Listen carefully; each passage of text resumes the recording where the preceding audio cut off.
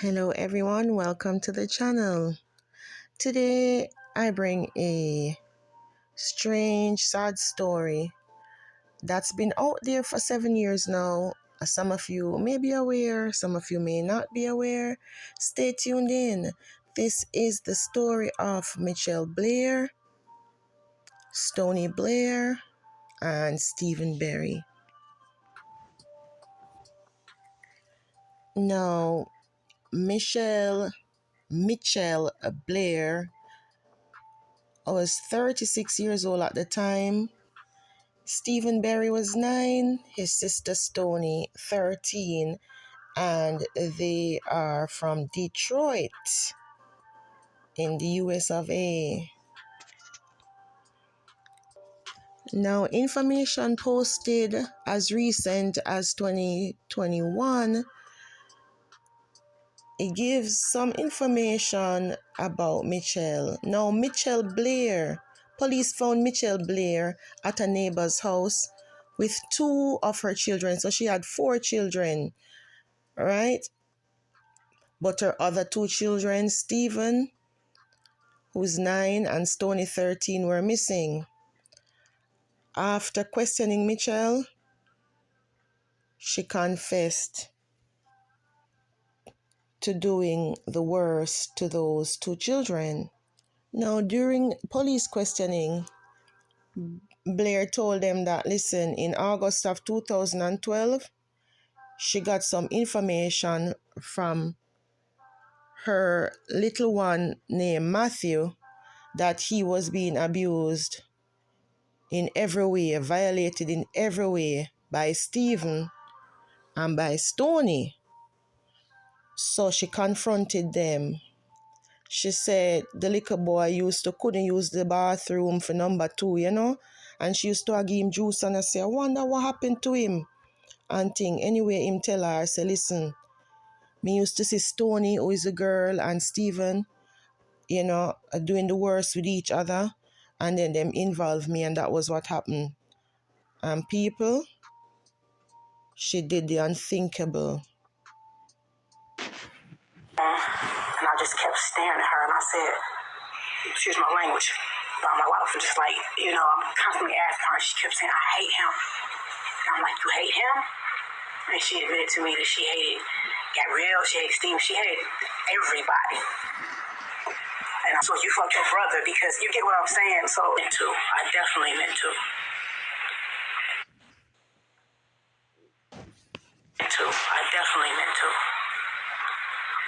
And I do not feel any remorse for what she did to my son.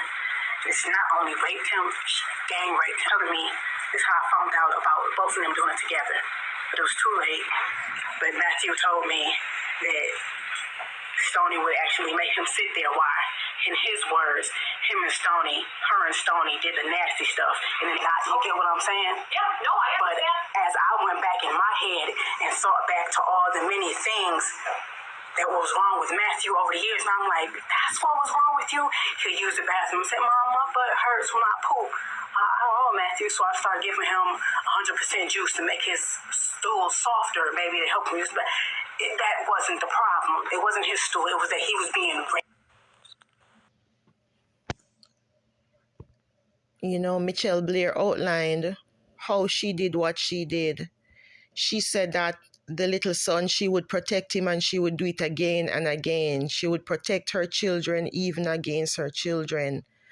And so we say, boy, this is a sad situation, The details of what she claimed little Matthew said was so deep and grimy, He said the sister Stony, used to put her used sanitary, in his mouth, that kind of thing. And she said the more she heard about these stories, she got more enraged.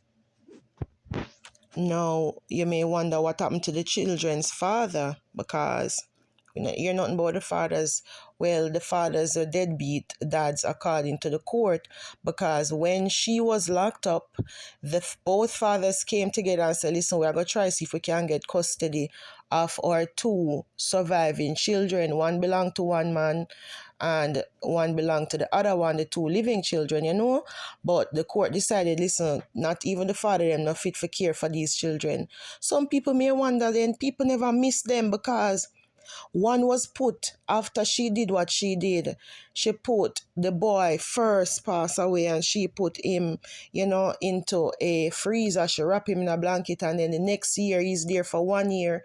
She put the other child, a 13-year-old girl, you know, who, you know, she used to starve them and thing. Every time she hears them do something to the baby, that's what she used to do. And we are, you know, getting information that, boy, these children were in a deep freeze for over a year. Viewers, here are some photographs of inside the apartment. You can identify that dreaded freezer.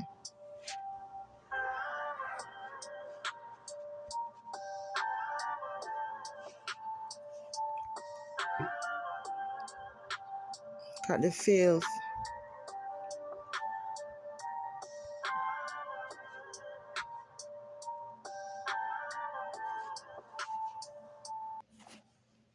Now these are the fathers. Court decided that they couldn't give the living children to these deadbeat dads. So you may say, where are children there right now? Where's she there? Dorsey says they hadn't talked to the girl in a long time, and it was because she says they always got the brush off.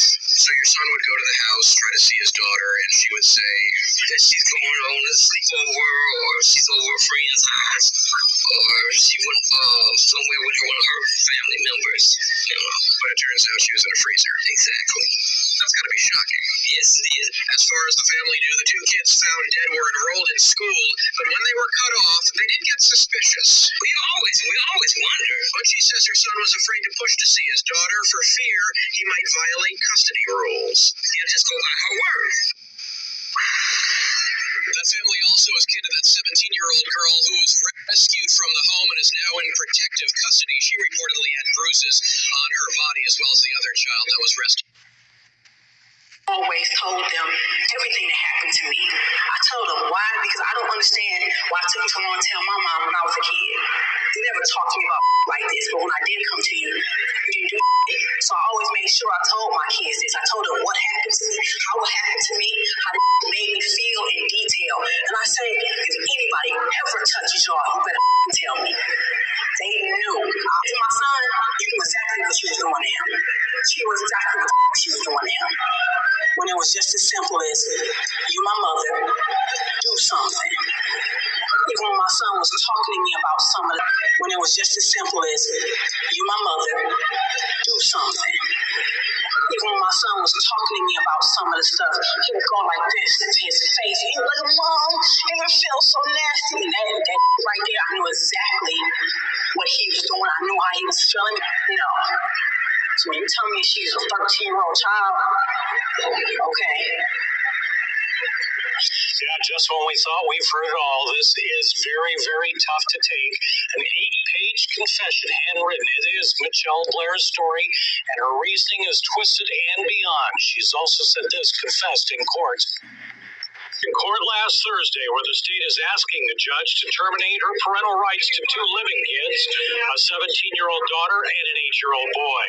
In her confession, she says she killed 15-year-old Stony Ann Blair and 8-year-old Stephen Berry because they were harming her youngest son since he was in diapers. Has Stephen been in the freezer? I want to say 2 years. How long has Stony been in the freezer? About 1 year. She died. I put her in the freezer on top of Stephen. I didn't wrap her with anything. She was signed Michelle Blair at 6:51 p.m., about 8 hours after her arrest on March 24th. Well, anyone who asked about the missing kids, that they were living with her aunt, and she told Detroit Public Schools that she dropped them from school. Now, as of May 2017, it is said that, you know, while she's behind bars, her surviving children, they receive therapy and they have done well in the home of their great aunt and uncle, according to what the court documents at that time stated. And so there is no death penalty in Michigan there where she is. So Michelle pleaded guilty in 2015 and serving 2 counts of first-degree taking away, premeditation. All right, viewers and subscribers, this video was to bring awareness. Many people, many children are being mentally, physically, verbally, vulnerable and abused at this time.